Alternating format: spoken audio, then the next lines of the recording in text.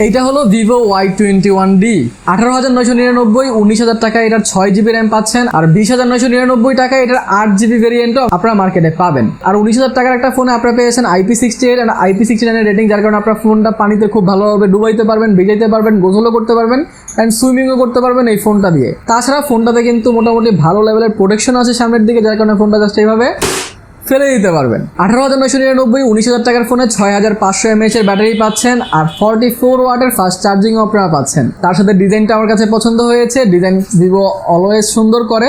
তাছাড়া আপনারা ডাইনামিক লাইটও পেয়ে যাচ্ছেন, যেখানে আপনার খুব ভালোভাবে রিংটাতে জ্বলবে। কিন্তু 18,999, 19,000 টাকায় সামনের দিকে আসলে আপনারা হতাশ হবেন, কারণ অনেক বড় বড় বেজেল পেয়ে যাচ্ছেন, যেখানে 19,000 টাকায় আমরা কার্ভ ডিসপ্লে অলমোস্ট পেয়ে যাই, ইভেন H2H ডিসপ্লেও কিন্তু পাই। আর 19,000 টাকায় ফোনটাতে 90 হার্জ রিফ্রেশ রেট দিয়েছে, যেখানে 120 হার্জও পাওয়া যায়। আর 19,000 টাকায় 6GB র্যাম, এটা আমার কাছে ভালো লাগে নাই। 19,000 টাকায় তারা 8GB র্যাম থেকে শুরু করতে পারতো, কারণ এর চেয়েও কম বাজেটে আমরা 8GB র্যাম কিন্তু মার্কেটে দেখতে পাই। কিন্তু এই বাজেটে স্টেরিও স্পিকার পাচ্ছেন, সেটা একটা ভালো ব্যাপার। আর তাছাড়া এই ফোনটার পারফরমেন্স কেমন হবে, এই ফোনটা আপনার কেনা উচিত কি উচিত হবে না, এই সব কিছু ফুল রিভিউতে আপনারা জানতে পারবেন। এই ফোনটার ফুল রিভিউ খুব শীঘ্রই আপনারা পাবেন। চ্যানেলটা সাবস্ক্রাইব করে পাশে থাকতে পারেন।